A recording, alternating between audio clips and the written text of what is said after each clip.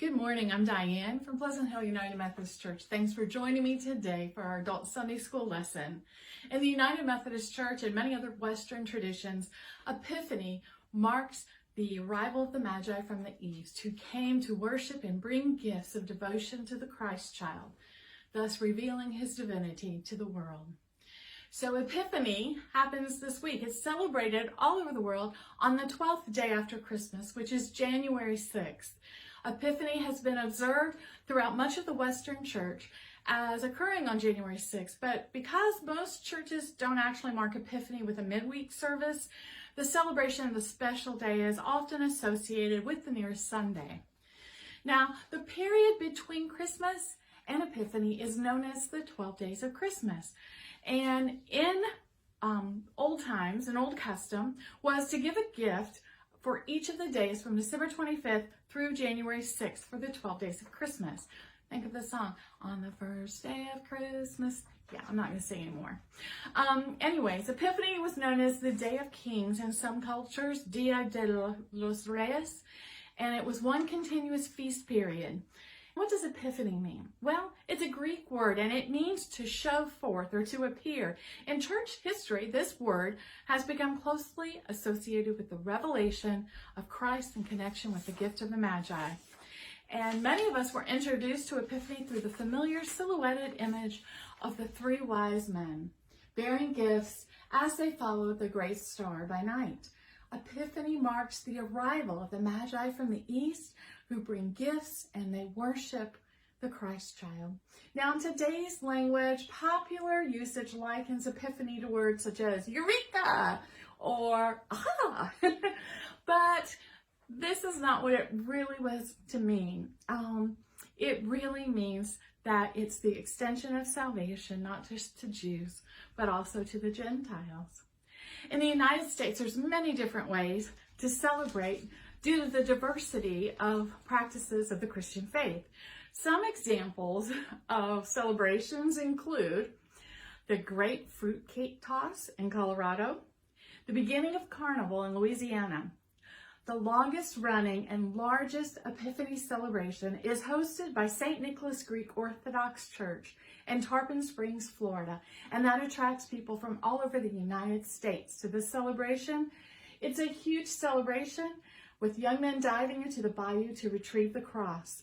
The one that finds it receives blessings for the coming year. And here's a photograph from that ceremony. I was blessed to be able to attend that several times during my youth, and it is an amazing celebration. So the symbol for Epiphany is light, and during this time, we move beyond celebrating the birth of Christ to celebrating his manifestation in the world, shining his light on all of mankind. Jesus becomes known when the Magi find him and return to their countries and spread this knowledge.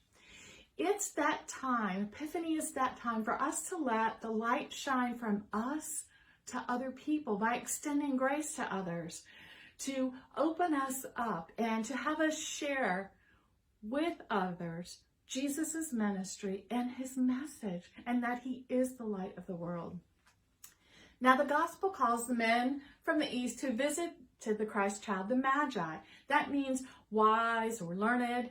And the first pictorial representation of the three wise men goes all the way back to the catacombs of Priscilla, dating from the 2nd century. Now, the three kings have been identified or named, because we really don't know who they were, as Casper, Melchior, and Balthasar. The Bible doesn't state explicitly how many wise men there were. It's just been assumed that there were three, since there were three gifts recorded in the Bible. Now, these gifts were very important, and they have a lot of symbolism in the meaning. Gold is the gift of kings, and it's a symbol of kingship and wealth. It's used in temple worship, and it indicates the presence of God. Now, it's really interesting to note that the other two gifts are made when trees are cut and bruised, and they bleed out the sap. One of those is frankincense, and it's a type of incense made from the resin of boswellia trees. It has healing powers, sweet and pleasant smell, and it's used as a mark of honor in worship services as a symbol of deity.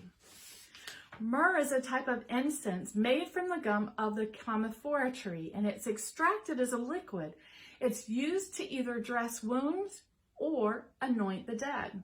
It has healing powers, and it's a symbol of both healing and salvation, as well as death. Now, Epiphany marks a celebration, and there is a time-honored tradition of chalking your front door. And the formula for this is really simple. It's a really simple thing to do.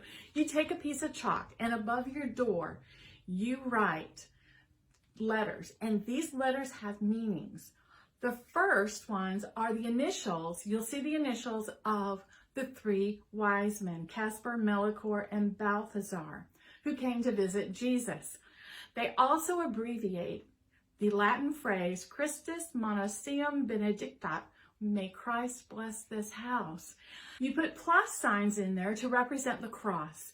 20 at the beginning represents part of the year. The 21 at the end, of course, will represent 21 for 2021.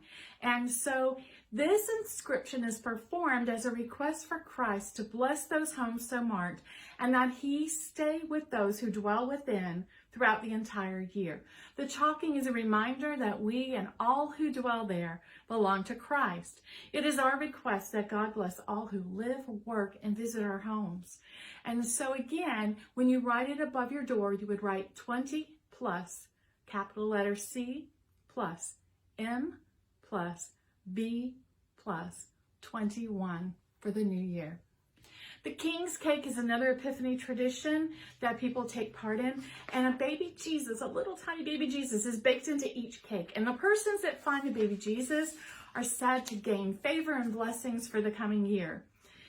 And at one time in history, Epiphany was actually a much larger celebration than Christmas, because it actually celebrates the revelation of the divinity of the Christ child to the world, and his message for all Jews and all Gentiles alike. And that's why we celebrate Epiphany today. Now, normally in an Epiphany service, we would sing We Three Kings. You, with your family, might want to put on a recording of that so you can listen to the song as you think about and celebrate Epiphany. I thank you for being a part of this Sunday school lesson today. I just wanted to share with you the story behind Epiphany, and I'd like to share some images with you, some different artists' interpretation of what they think the three magi looked like.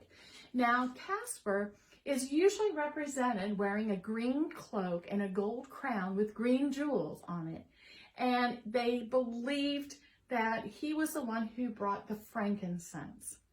Melchior usually is depicted with long white hair and a white beard and a gold cloak.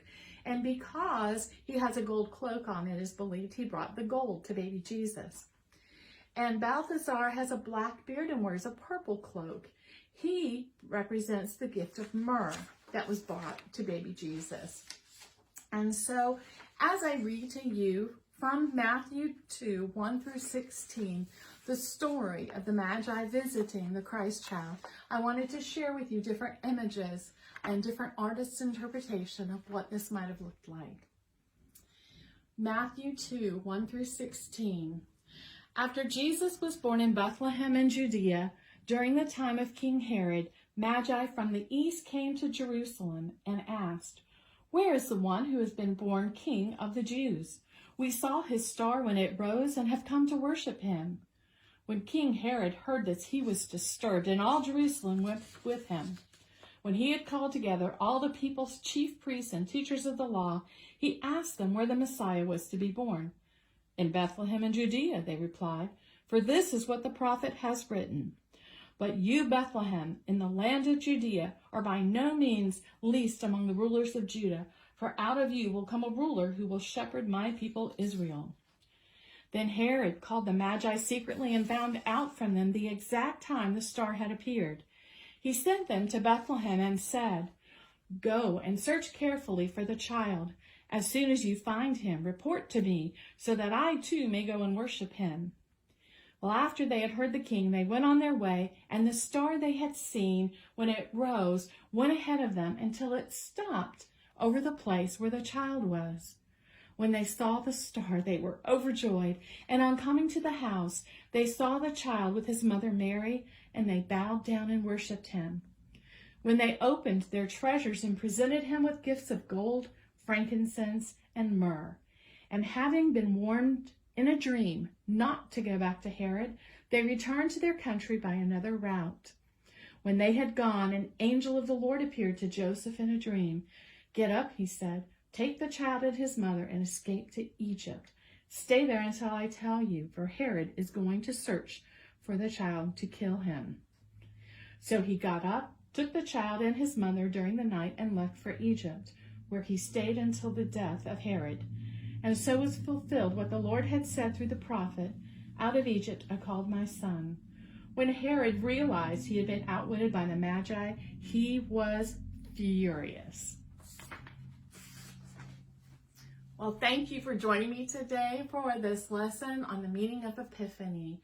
I pray that you will have a wonderful start to a new year and that it is filled with blessings for you and your family. I've included in my description of this video the little phrase that you write in chalk above the door of your house so that you will have that and be able to do that with your family. And I just wish all the blessings that Christ can give to you and your families. Bye-bye.